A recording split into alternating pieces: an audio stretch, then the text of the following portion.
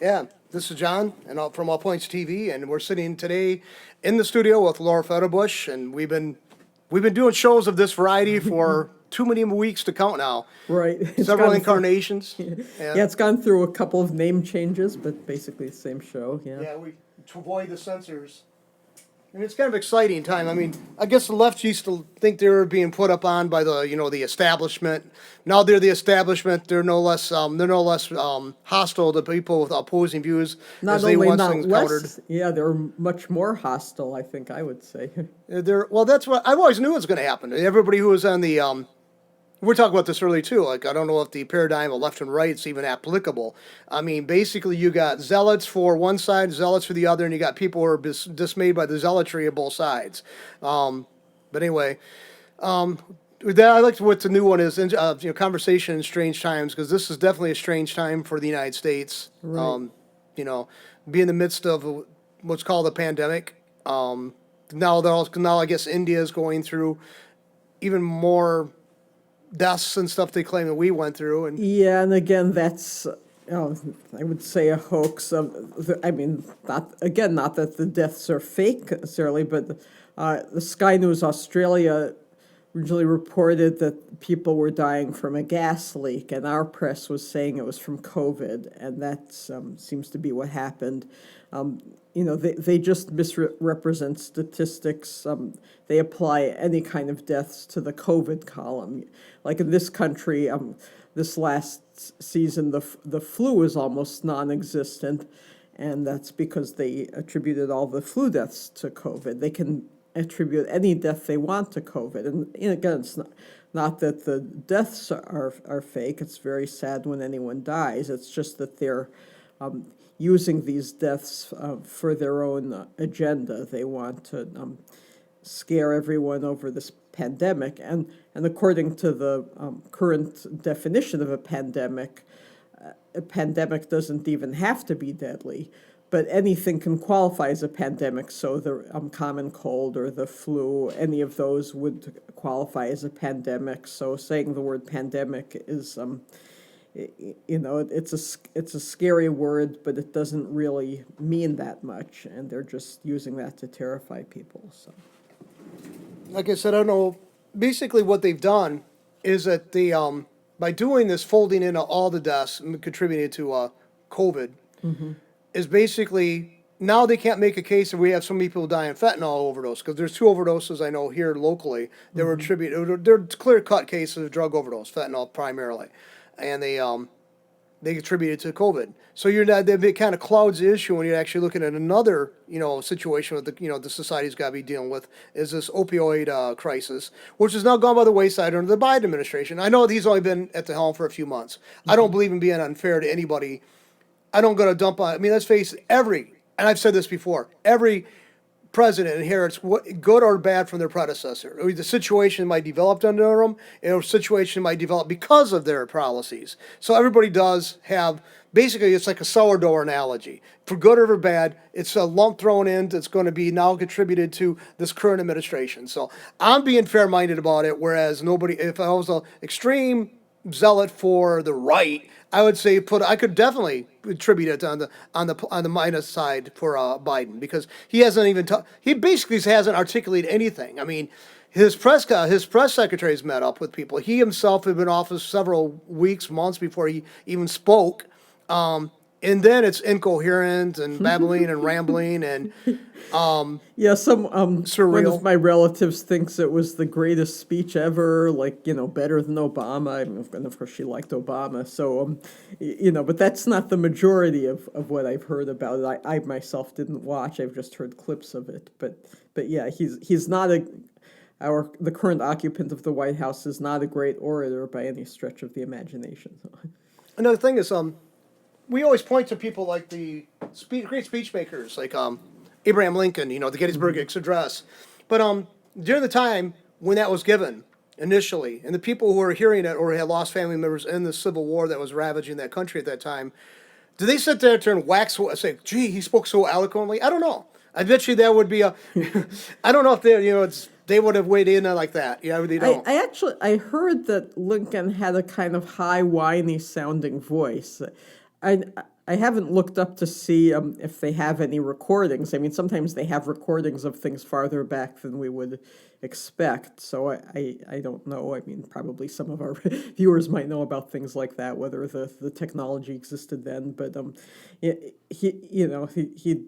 but at least maybe from written accounts, they say he didn't sound very his voice wasn't a real joy to listen to, but nonetheless, the words that he spoke were very significant. And, it's not all about presentation. Was it Marshall McLuhan? One of my mom's friends was a big devotee of him. He always said the medium is the message. I guess that's that, it doesn't, I guess the idea that it doesn't really matter what you say, it's just how you present yourself that's the all-important thing. And that I find that kind of depressing, but in our television age, that seems largely the way it works.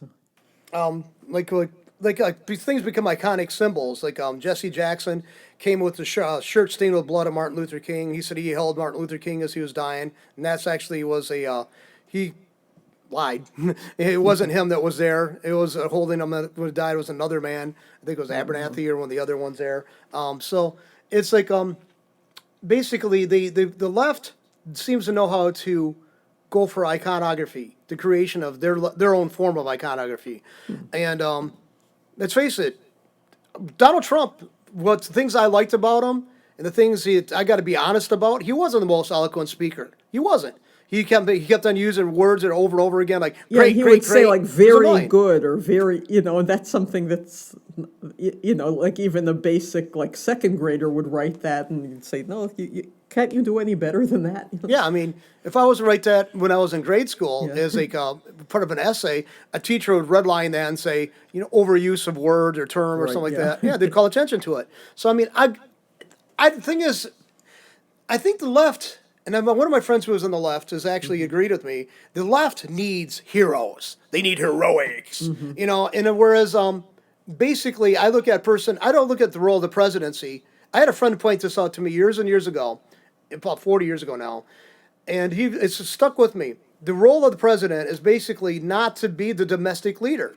The role of the president is supposed to be dealing with foreign policy and basically be a spokesman for the country amongst other countries. It's your senator and congressman locally, on the ground, supposed to be in their districts, whatever, dealing with the problems that the everyday person's facing. That's who you depend on. The president, the vice president are basically figureheads, people you want to be. You choose hopefully that actually has a strong presence in a foreign in the foreigner's eyes, so they basically identify that country with that leader for foreign policy. And I have to agree that that's the way I've always looked. I always wanted an effective administrator, not a person who is a cult personality leader. And that's what they are. They have degenerated, and the left loves that. They love that. I mean, the time when Obama was running for president, you see in the pictures, the three-color posters that look like something they would slap on the walls of a third world crap hole. Right, that was very scary to me. Yeah.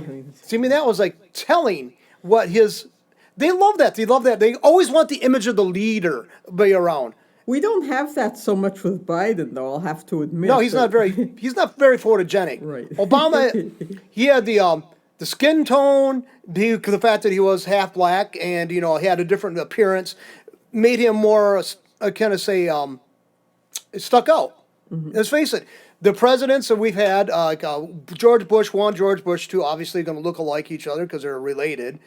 They're kind of morphable to each other. Okay, most of Reagan, he was an elderly man already. He had the wrinkles and stuff like that, but he did have more of a statesmanly appearance.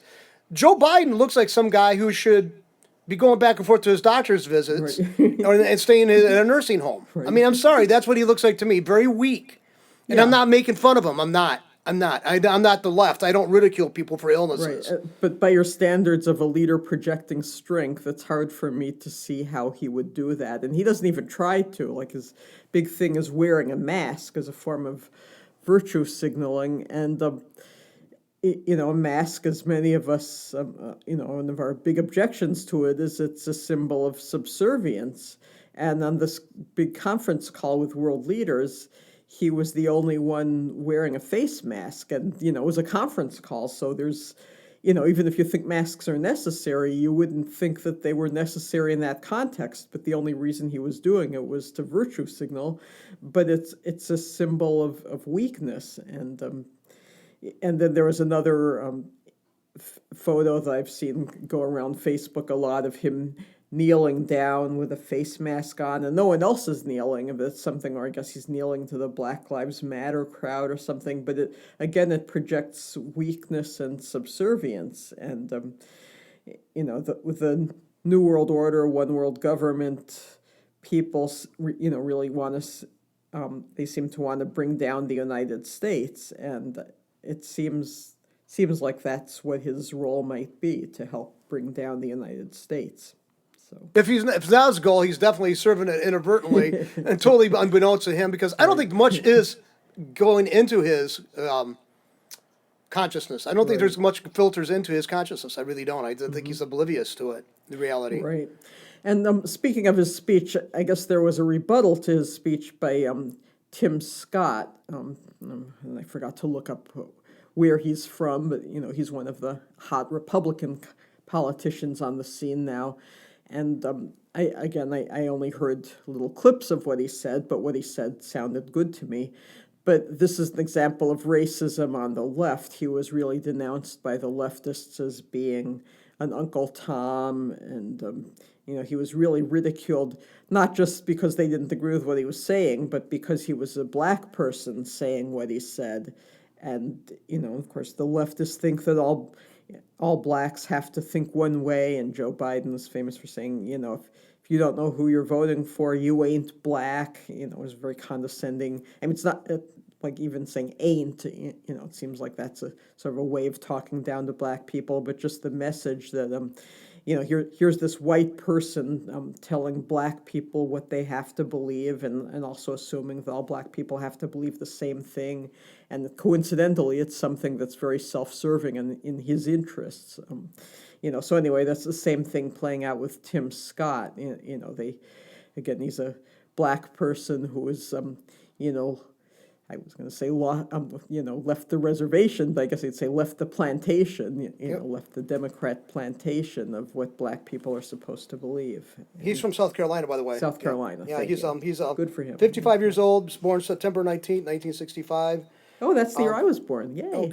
So yeah, good year, right? Good vintage, right? But anyway, because the thing is, the left is very racist. They don't realize how racist they are. They think that they got the narrative that they're going to hand to the blacks that they think they're going to always speak of. And that's what the left always does. That's what the thing is. The communists did this. It goes back to the communists. Karl Marx was never a working class person in his life. I don't think he did an honest day's work in his existence. And the thing is, he always thought he could speak so eloquently about being oppressed. The only thing he was oppressed by is somebody didn't cut him a check fast enough. Okay? or bank transfer, whatever the hell they did, the transfer of money back then.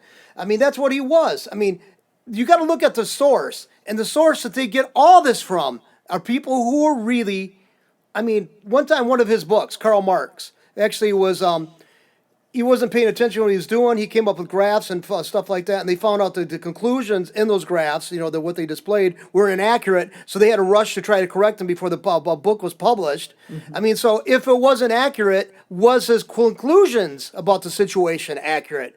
If he came with the wrong conclusions because he had the wrong info, that makes a significant difference. But that falls on deaf ears when it comes to people who claim they follow the science about everything. And, very few people that I've heard talk about being Marxist these days, but, as we pointed out, that seems to be their ideology. They have, I guess, different kinds of euphemisms. They talk about sustainability and about,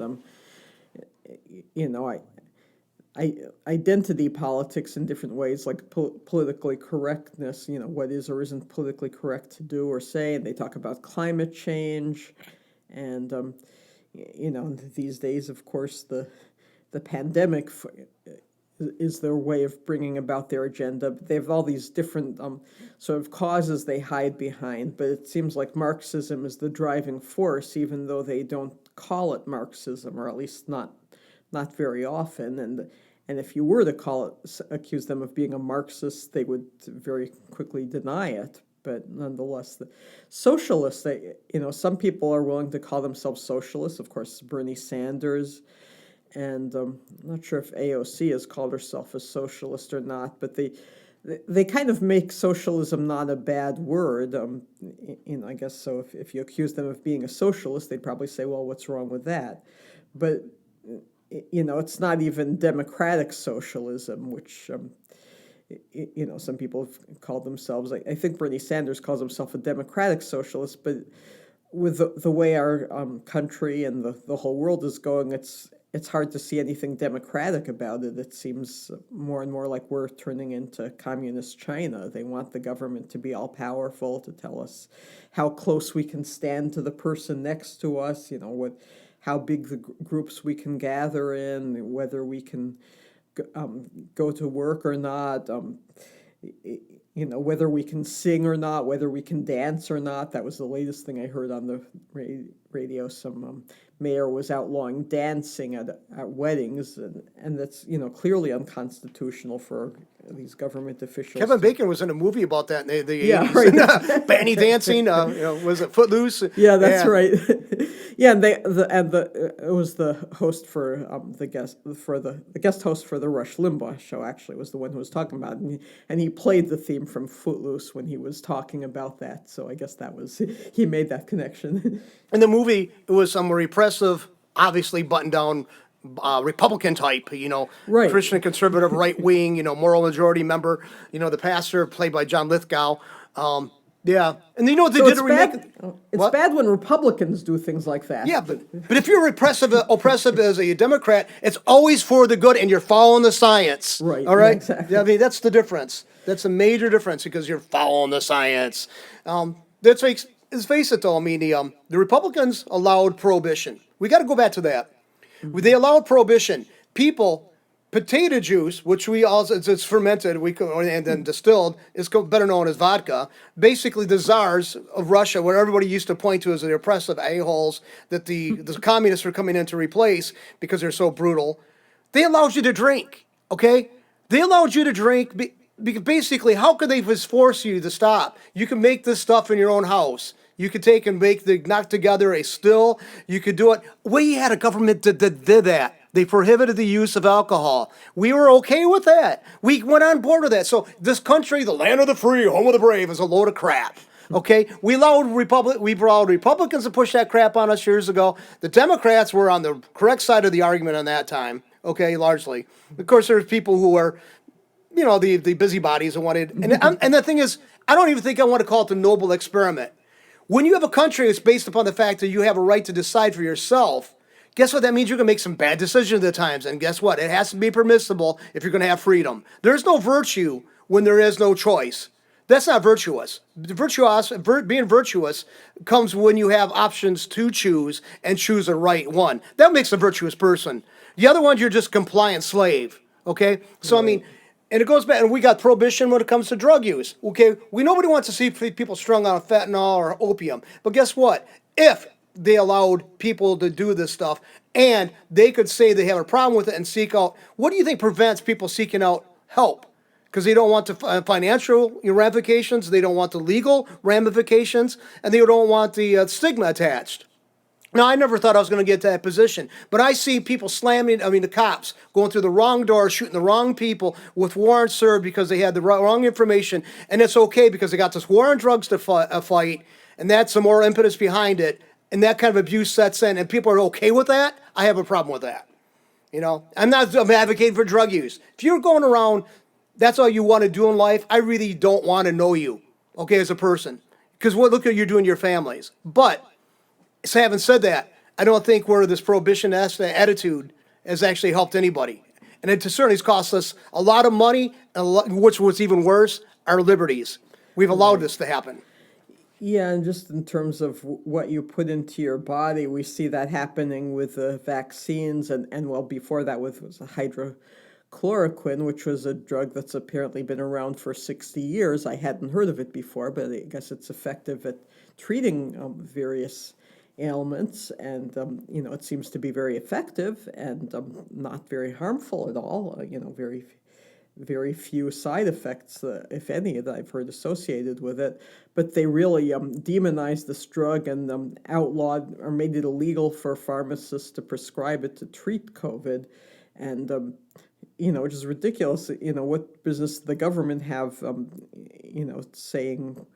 telling pharmacists that they can't treat it or can't well, I guess it would be the doctors, not the pharmacist just fills the prescription, but telling doctors that they can't prescribe this drug that's been around for a long time. And it seems like clearly the government had their own agenda.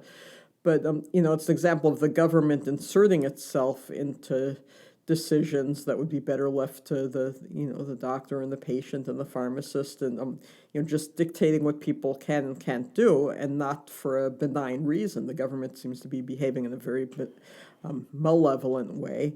And the same thing with these vaccines, which are experimental, but the government, they haven't set up vaccine passports here, but we keep hearing rumblings about that, and about that they should be required for various things. And of course, Governor Whitmer sort of holding us hostage, basically saying, the lockdown orders or the restrictions won't be lifted until 70% of Michiganders are vaccinated, and that certain things, I guess people going back to their offices won't be we won't be able to do that till I guess 55% are, and now it's only 54%. Whatever it is, like, it's just not quite high enough for her, and she's the one that gets to make these decisions about our lives.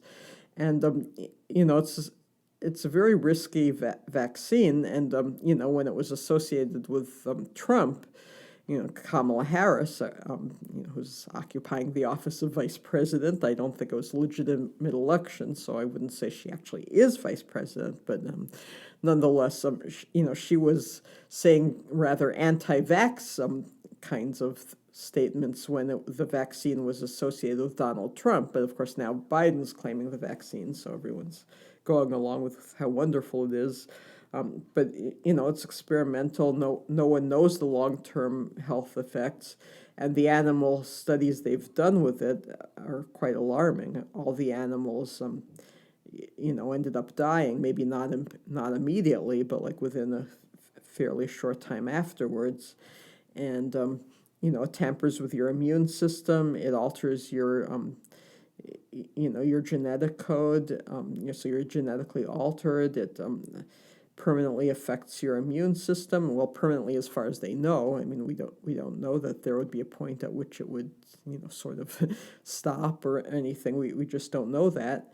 And also the latest thing is that, I guess they call it shedding, that it's not only that the person who took the vaccine has is affected by it, but also there have been instances where it seems that the people around them have been made ill from just being in contact with someone who took the vaccine, and they're not sure what the cause of it is. It sort of makes your body create certain proteins that it's not natural for your body to create, and I guess the people, either through your breath or your sweat or, other kinds of bodily secretions that people might come in contact with,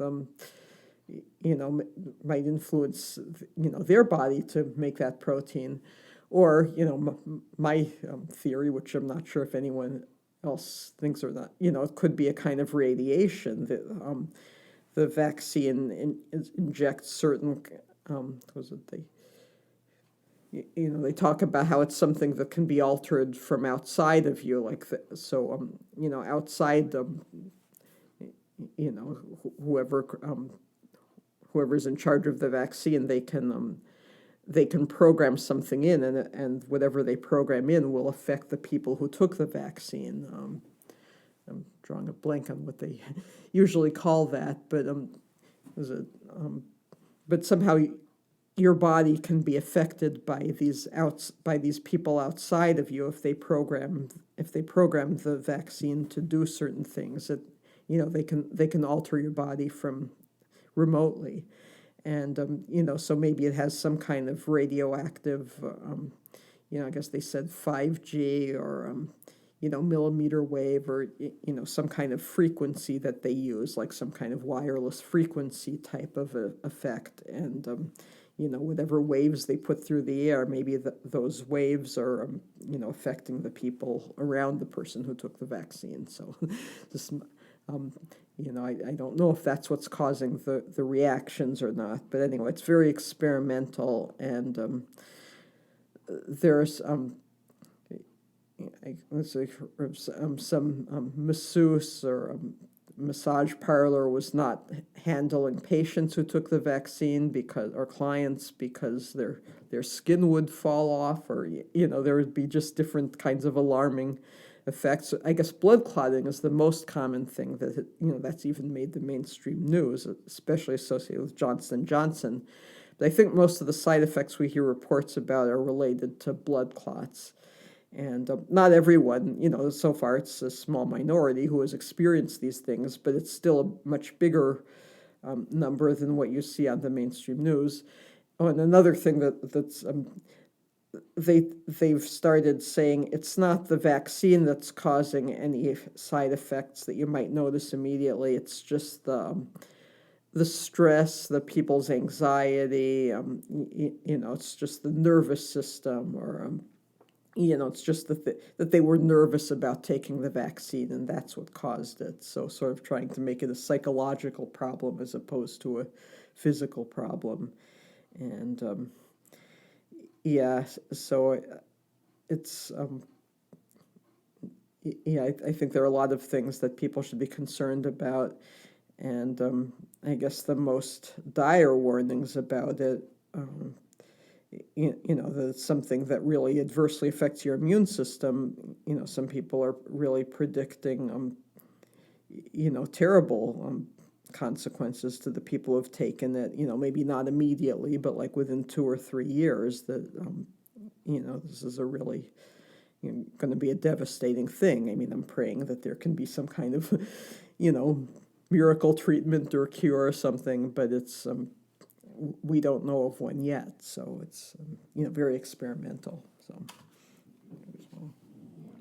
Another thing that somebody brought up too, that the vaccine, they claim, could be getting your body so set up to fight one type of virus, the coronavirus, that it actually attenuates it so high that it actually becomes so specialized that it'll ignore other, presence of other, foreign proteins, foreign matter or whatever, and just ignore it. And that could cause an impairment on your... Now, some people are going to call that conspiratorial, but it just seems to make sense.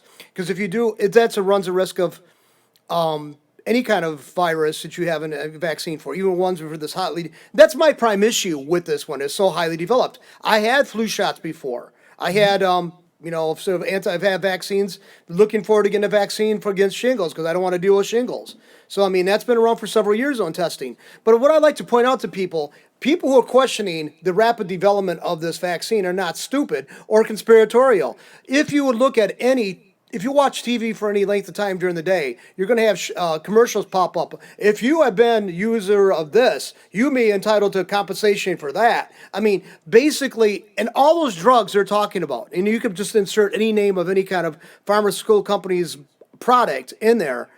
They did go through stages of testing through the FDA, and evidently, supposedly, they probably didn't get approval because they were offered to the general public through their doctors. But now they found out that's not so good for you. So I mean, so that's not so preposterous. I mean, you just watch the course of a day. You're going to have at least 6 different types of medications they're going to have some legal firm is going to have an advertisement for you to call a number to get on in this class action lawsuit. So we're not so crazy out there. We're not following the science. That's very scientific to point to. The things have been known to screw up from pharmaceutical companies. Right. None of these vaccines is FDA approved. They've been approved for emergency use, but none of them is approved by the FDA. And also the vaccine makers are exempt from any,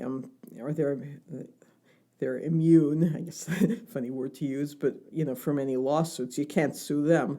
One thing I was wondering about, and I don't know if any lawyers have explored this, is, even if you can't sue the makers of the vaccine, I'm wondering if you can sue any of the people who are requiring you to get the vaccine. Like, even a concert promoter who says only vaccinated people. Well, I guess it wouldn't be the concert promoter, it would probably be the venue or, well, maybe sometimes it would be like if I heard that there was some rock festival that was it Ian Brown, I think the guy's name was, from Stone Roses, refused to plan because it was only open to people who had been vaccinated, and he thought that was unjust, and yay for him. But yeah, but things like that, like if they require you to get a vaccine to go to that concert, and you get a vaccine for that specific reason, and you have an adverse reaction, I think you should be able to sue the either the concert promoter, or the concert venue, or whoever made the rule that you had to have the vaccine to attend, because that's what influenced you to get the vaccine, and look what a terrible reaction you had. So, I don't know if they've explored lawsuits and, certain jobs or,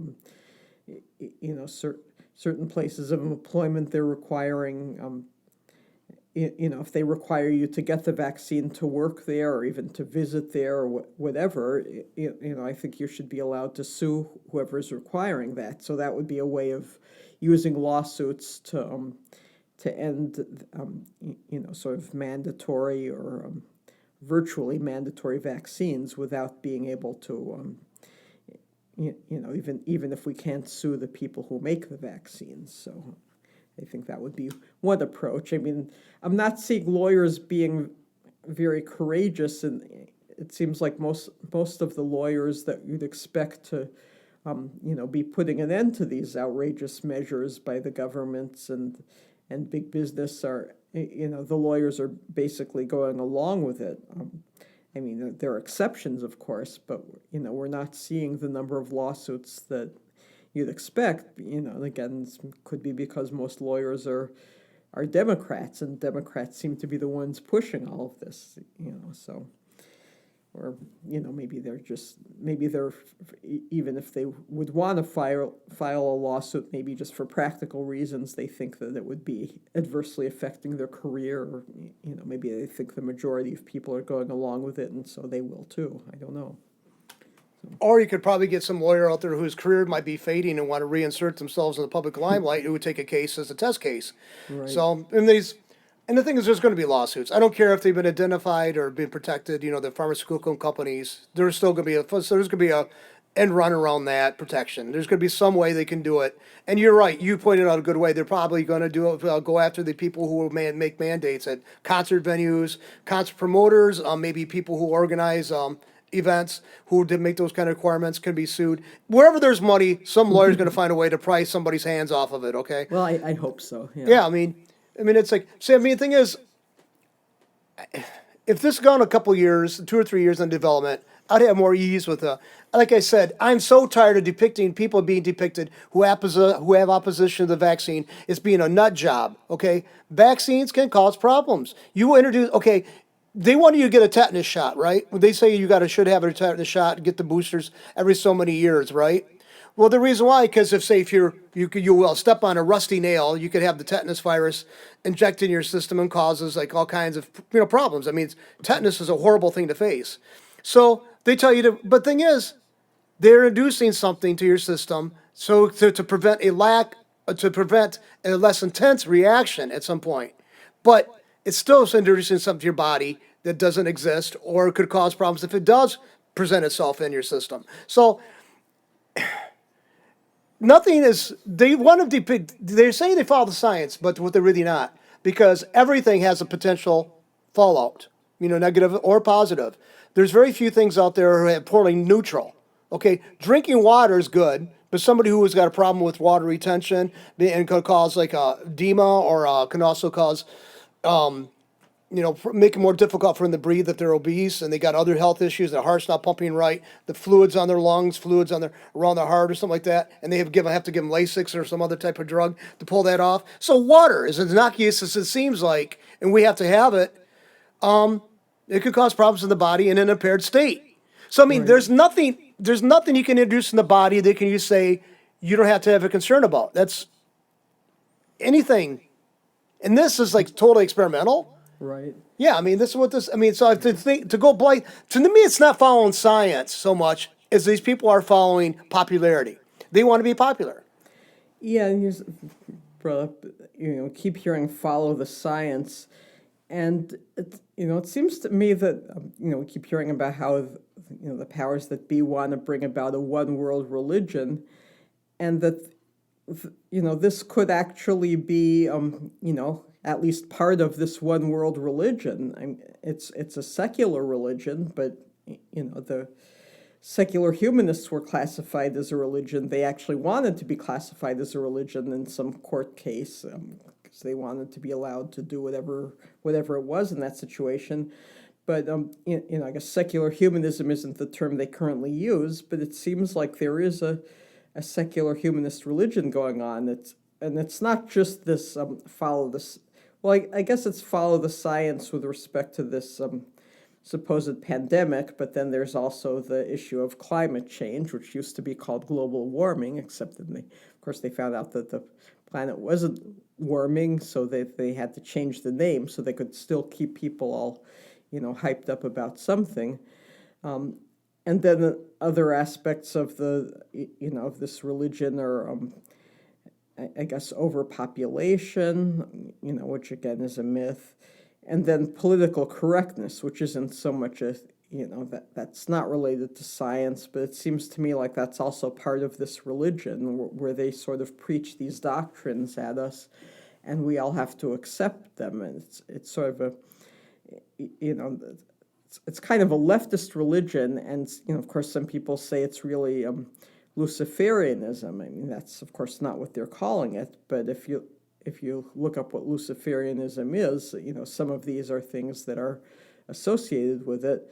I'm not. I don't think that everyone who's preaching these things is praying to Lucifer. I mean, some of them are actually. Some of the, the powers that be are actually members of secret societies, and some of those secret societies are Luciferian. But anyway, it really seems to me, though, that all of these leftist doctrines are sort of part of some big globalist one world religion that's being pushed on us, except they're not calling it a religion, but it functions as a religion because, there are doctrines and dogmas, and you have to just take them all on faith. You're not allowed to question them. If you question them, you're a heretic. And I'm not the only one making this comparison. I've heard other people, when I was thinking of it, John, sent me some kind of message of a cartoon that showed, related to it being, have you accepted, these Jehovah's Witness types coming to the door saying, have you accepted Dr. Fauci as your personal savior? And, it really seems like he's being treated as the Pope, like he's the equivalent of the Pope these days. He's infallible. His pronouncements are infallible, even when they contradict each other. You have to just accept whatever he says. And, so again, it's something you accept on faith, and you can't question it. And, the idea that if you do, there are all these things that are sins now. If you say the wrong word, if you use the wrong gender pronoun, that's a sin. And, you're sort of eternally damned if you commit any of these sins. And it's kind of like the worst of what you associate with religion. I mean, religion, like anything else, there are, good aspects and bad aspects. I mean, the good aspects are potentially, really wonderful. But, the bad aspects are, like that people might attribute to certain religions, or self-righteousness, or condemning others, not allowing people to question anything, being very rigid and punitive and unforgiving, and all the worst aspects you could associate with any particular religion. This leftist secular religion is much worse than any of the religions that you'd see. Well, that's a good segue here for to go to our thinker of the week from the book "Architects of the Culture of Death" by the editors or compilers Donald DeMarco and Benjamin Weicker. Anyway, you're going to pronounce Elizabeth. How do you pronounce the last name that you looked up? Badinter? What? Badinter? Badinter. Yeah. It was because as I was just reading through this, when you were talking about the religion, and she was a definite. So, okay, give a background. She's a French woman, right? She had been married to the guy. What was it? Minister of Justice or something like that in France. Yeah, the former Minister of Justice under Mitterrand emphasizes freedom, individualism, and transcendence of the woman. And she's pretty much contemporary. I mean, she wasn't somebody dating from the 1900s early 1900s, like we have been talking about before, like with Margaret Sanger and other ones.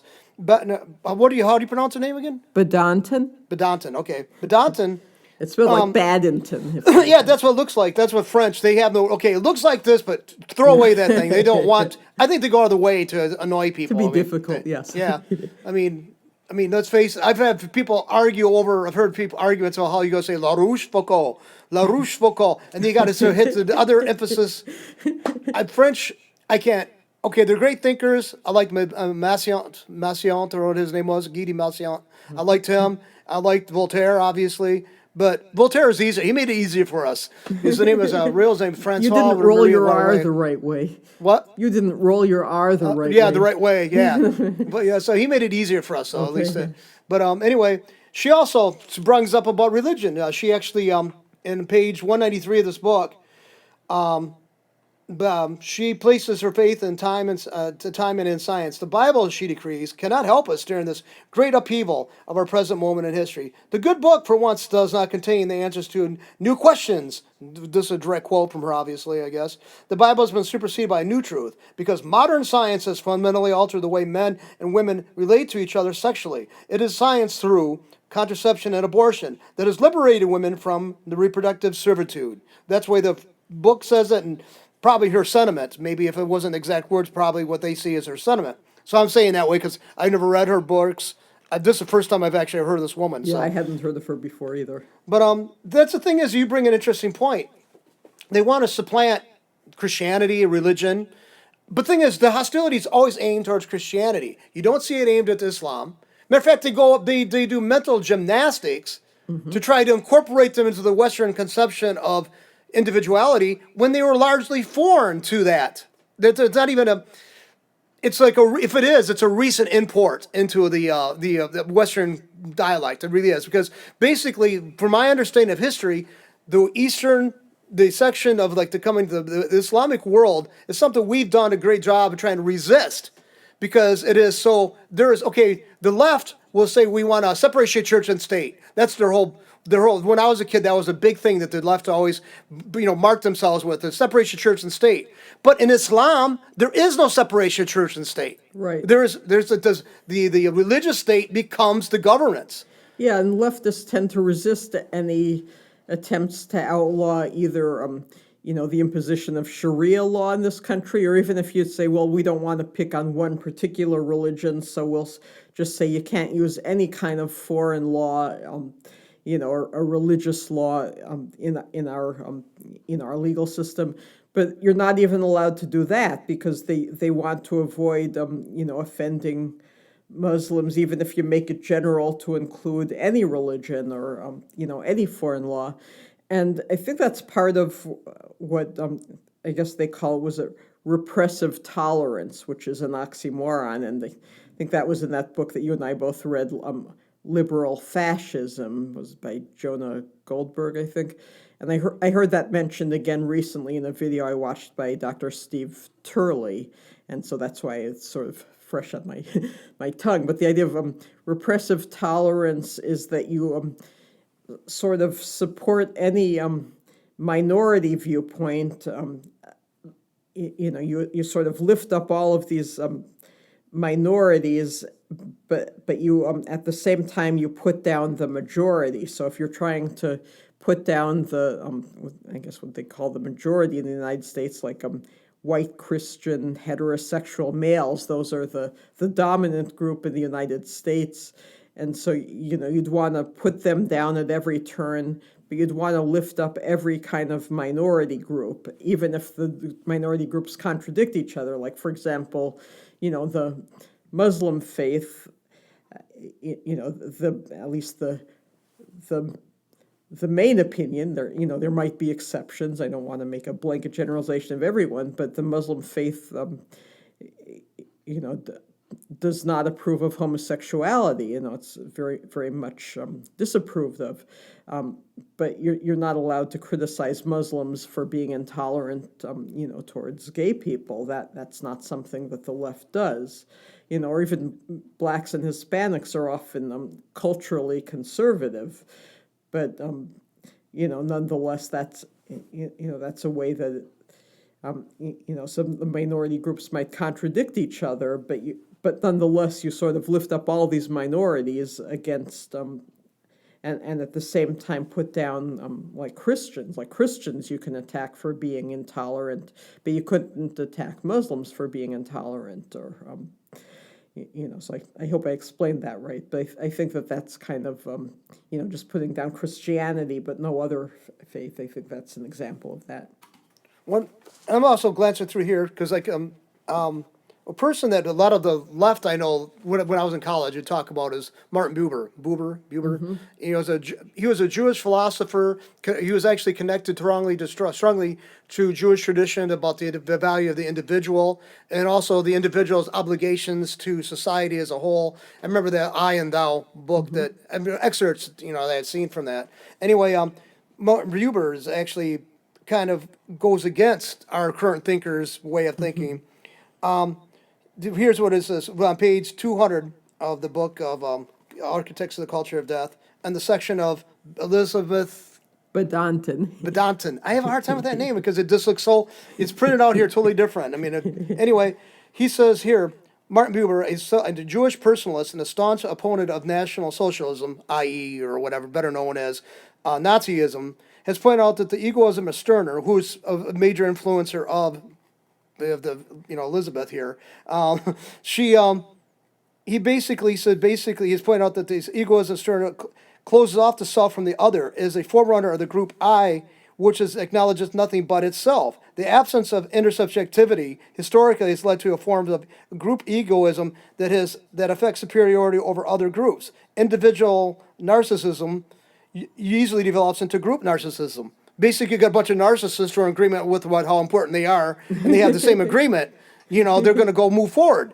And another thing is too, I never thought that it was this hard for people to come to grips with sexuality.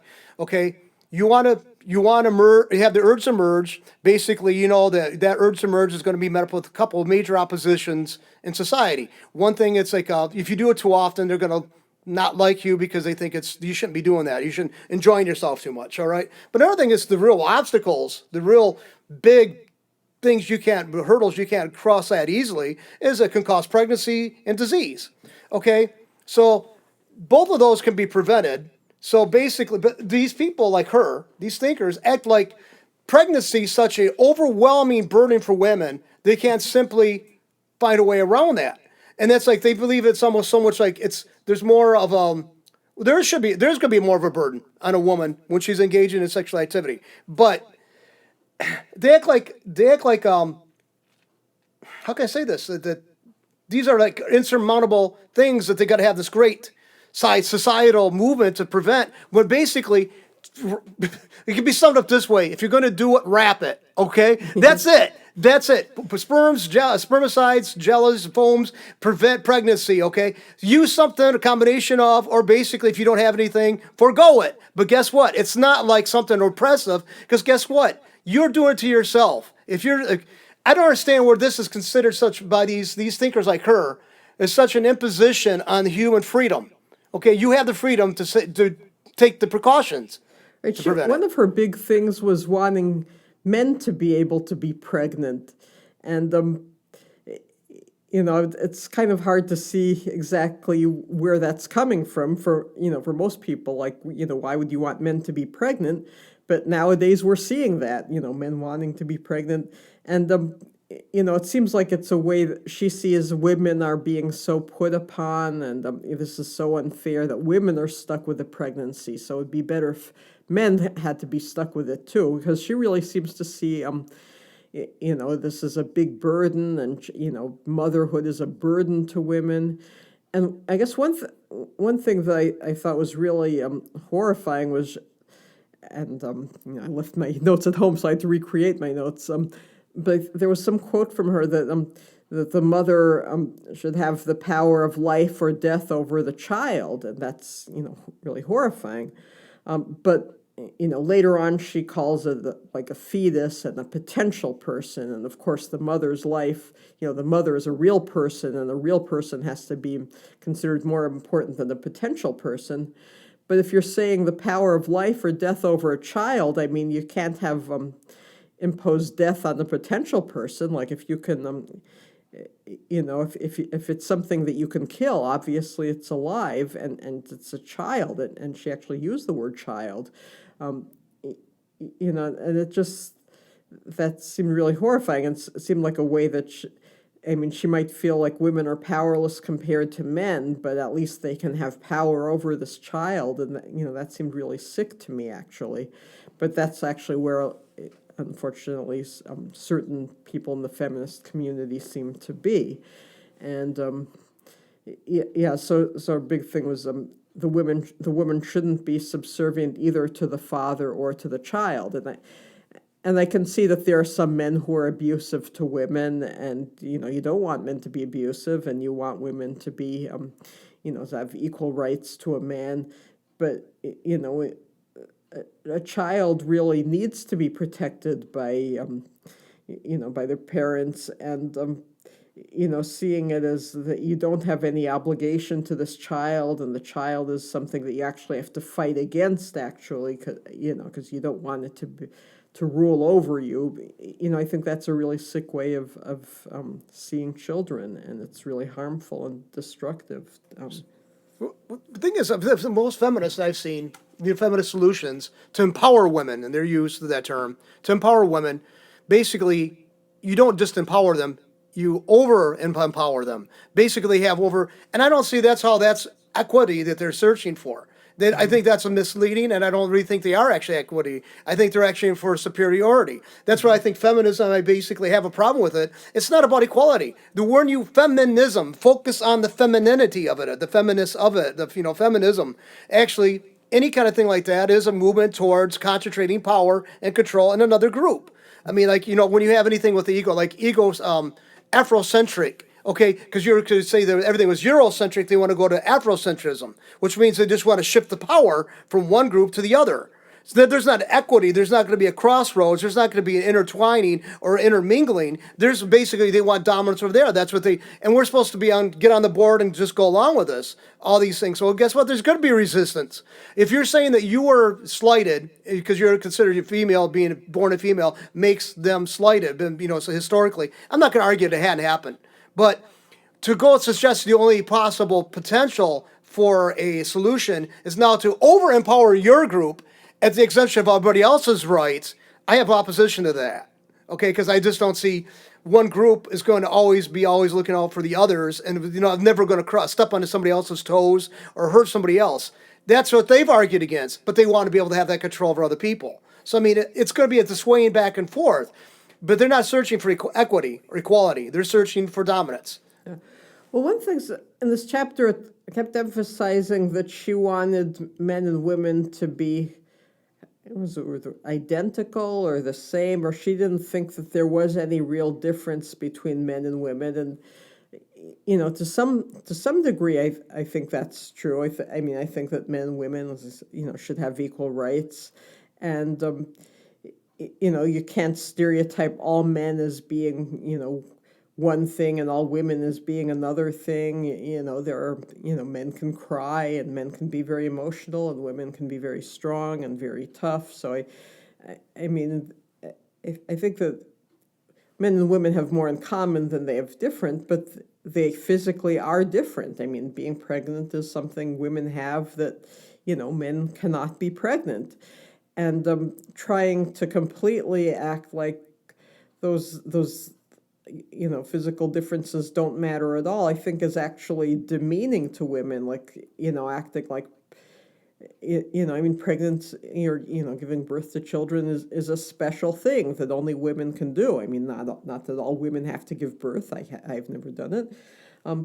But, acting like it's just nothing, like it's just incidental and men can, get pregnant too. And, I think that takes something away from women. So, and apart from that, it's just not biologically true.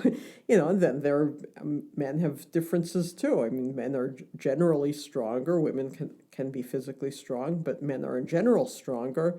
And acting like that's just nothing, like that doesn't even mean anything, it seems like a way of dehumanizing people. And that's, we see people trying to dehumanize us more and more, like trying to dictate what we can and can't eat, what we can and can't put in our bodies, and what we have to put in our bodies. And, they really just want to dehumanize us. And it seems like, I guess her influence wasn't, I forgot to look to see, I think she is still alive, or at least was when they wrote the book. I think that it made it seem like she was still alive, so, I don't know if she's still writing or not. But I think her influence has been one of the people who has contributed to this tendency to dehumanize people, and just taking away any difference between men and women. And again, there's probably been too much stereotyping of men and women before, but saying that there's absolutely no difference, I think that's a step towards dehumanization. So I have to agree with that. And also, anyway, we've had an interesting conversation, like as always, and we're going to wrap it up now because we're getting close to the hour mark. So, do you have a song you want to sing? Yeah, Or? okay, yeah, I have a cappella song. This is called Song of Freedom. Where is my song of freedom? Here is my song of freedom. Where is my song of freedom? Freedom today. Where is my song of freedom? Here is my song of freedom. Where is my song of freedom? Freedom today. Freedom today. Freedom today. Freedom today. Freedom today. Where is my song of freedom? Here is my song of freedom. Where is my song of freedom? Freedom today. Freedom today. Freedom today. Freedom today. Freedom today. Freedom today. Freedom today. Freedom today. Freedom today. Where is my song of freedom? Here is my song of freedom. Where is my song of freedom? Freedom today. And definitely, yeah, agreement to that. Freedom today. Thank you. Anyway, always been interesting to talk to you. Always been interesting to talk to you, and we're looking forward to more shows. Maybe at some point we're going to be an easing. And oh, by the way, we didn't even mention it. We got to talk to us about this next week. Whitmer went and visited her sick dad down in Florida, and she justified it. Of course, none of us have sick family members living elsewhere. No, we don't matter. No, we don't matter. This shows the arrogance of this woman. But anyway, that's another hour. But anyway, thanks again for showing up all the distance, and hope you like the show, people. And comment, please. Yeah, we are picking on the science crowd, and you're gonna call us anti-science. We know that. We're paranoid freakazoids, and no, we don't wear tinfoils. Okay. So anyway, have a good day. Good night. You too. Thank you.